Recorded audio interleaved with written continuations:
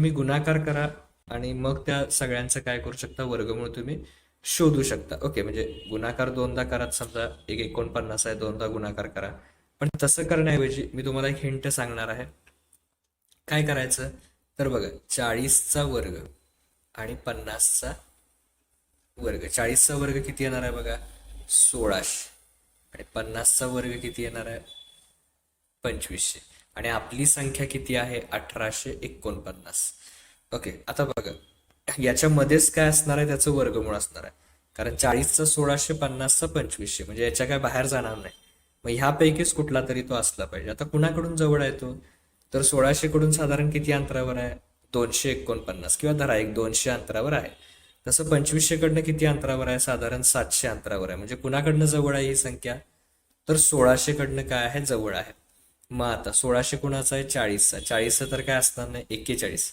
मग समजा आपण 41 गुणिले 41 केलं, 1 म्हणजे हे कॅन्सल होणार, कारण इथं एकक स्थानी किती आहे, 9. 42 केलं तर 2 दुनी 4, इथं एकक स्थानी किती येणार, 4. पण इथं एकक स्थानी किती आहे, 9. मग आता किती बघायचं, 43. 3 त्रिक 9. तर हा गुणाकार जर तुम्ही करून बघितलात तर तुम्हाला मिळून जाईल की 1849 हा 43चा वर्ग आहे. म्हणजे 43चा वर्ग बरोबर 1849. आणि म्हणून त्याचं वर्गमूळ किती येणार आहे सांगा, त्याच्या बरोबर उलट 43. ओके, तर याचं अचूक उत्तर आपण अशा प्रकारे किती शोधलेलं आहे, 43. अशा कुठल्याही संख्येचं जर वर्गमूळ शोधायचं असेल तर कोणत्या दोन संख्येच्या मध्ये आहे ते बघायचं, त्या अंदाजानं आपण ठरवू शकतो त्याचं वर्गमूळ किती आहे ते. हा झाला आपला प्रश्न क्रमांक 1. थोडासा सोपा होता. आता आपण प्रश्न क्रमांक 2 बघूया. आता आपण प्रश्न क्रमांक 2 बघूया. प्रश्न क्रमांक 2 मध्ये बघा, एका संख्येच्या 50% मधून 50 वजा केले असता 50 उरतात, तर मग ती संख्या कोणती असली पाहिजे. ओके, बघा एक संख्या आहे, त्याची जर 50% घेतली आपण आणि परत त्यातून 50 वजा केले तर उत्तर 50च येतं. मग ती संख्या कोणती. आता बघा, समजा ती संख्या एक्स आहे, तर त्या एक्सच्या 50% त्याच्यामधून किती वजा केले, 50, तर उत्तर किती येतं, 50 असं ते आहे. आता एक्सच्या 50% म्हणजे एक्स गुणिले 50% म्हणजे छेद किती येणार, 100. त्याच्यामधून 50 वजा केले तर आपलं उत्तर किती येणार आहे, 50. आणि मग ती संख्या आपल्याला शोधायची आहे. आता बघा मी हे परत एकदा लिहितो. काय आलं होतं बघा आपली स्टेप, एक्सच्या 50% म्हणजे एक्स गुणिले 50/100 वजा 50 बरोबर 50. आता याच्यामध्ये शून्याला शून्य गेले. ओके, परत एक्स 5 × 1 = 5 आणि 5 दुनी 10. x/2 वजा 50 बरोबर किती आले सांगा, 50. आता बघा हे वजा 50 आहेत, ते इकडे येऊन काय होतील सांगा, अधिक होतील. ओके, सो आता नेक्स्ट स्टेप मी लिहितो. बघा आपलं काय आलं होतं आता, x/2, just a minute, x/2 ते वजा 50 तिकडे जाऊन काय झाले, अधिक, म्हणजे 50 + 50.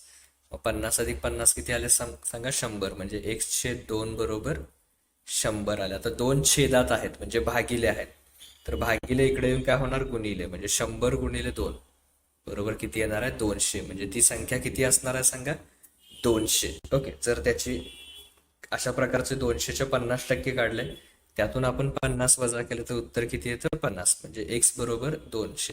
म्हणजे ती संख्या किती असणार आहे सांगा, 200 असणार आहे. ओके, तर आता आपण प्रश्न क्रमांक 3 बघूया. प्रश्न क्रमांक 3 मध्ये बघा, 13 मीटर आणि 75 सेंटीमीटर असेल तर किती मीटर होतील असं आपल्याला विचारलेलं आहे. ओके, आता यातील सगळ्यात लहान एकक कुठला आहे, सेंटीमीटर. तर तुम्हाला हे माहित पाहिजे की एका मीटरमध्ये किती सेंटीमीटर असतात, तर 100 सेंटीमीटर असतात. ओके, सॉरी, 100 सेंटीमीटरचा काय होतो, 1 मीटर होतो. हे सगळ्यात पहिल्यांदा आपल्याला माहित पाहिजे. मग 13 मीटर मध्ये किती होणार सांगा, तर 13 मीटर मध्ये 1300 सेंटीमीटर होणार. ओके, म्हणजे 13 मीटर मध्ये किती झाले, 1300 सेंटीमीटर. आणि हे पुढचे किती, 75. मग 1300 आणि 75 म्हणजे हे मिळून किती झाले, 1375 सेंटीमीटर बरोबर किती मीटर. आता सेंटीमीटरचं मीटर करत असताना बघा, 100 सेंटीमीटर ज्यावेळी होतील त्यावेळी 1 मीटर होतो, हे आत्ताच आपण बघितलं. 1 मीटर बरोबर काय असतं? 100 सेंटीमीटर. म्हणजे ह्याला कितीनं भागायला पाहिजे सांगा? 100ने भागायला पाहिजे, म्हणजे आपल्याला मीटरमध्ये मिळेल. आता 100ने भागल्यावर काय होतं? तर दशांश चिन्ह आहे तिथून 2 संख्या मागं येतं. ओके, आता म्हणजे सगळ्यात शेवटची संख्या 5 आहे, 1 आणि 2 म्हणजे इथं येणार आहे. म्हणजे किती होणार आहे ते? 13.75 मीटर. ओके, म्हणजे याचं उत्तर किती येणार आहे सांगा? 13 मीटर 75 सेंटीमीटरचं अचूक उत्तर येणार आहे. पर्याय क्रमांक 1, 13.75 मीटर.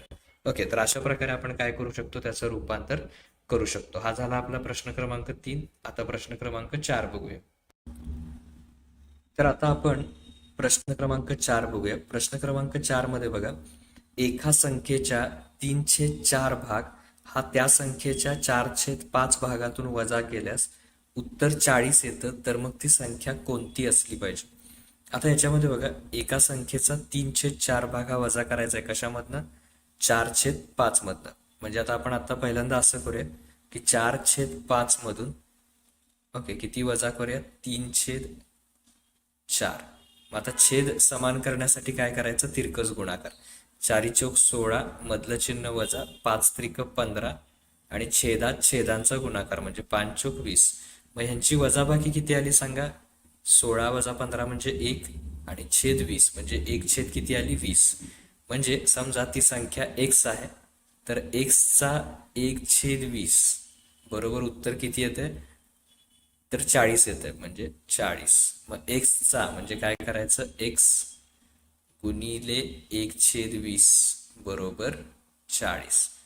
आता हे भागिले 40 ओके 1/20 आहे, म्हणजे छेदात 20 आहेत, भागिले आहेत ते इकडे येऊन काय होणार? गुणिले.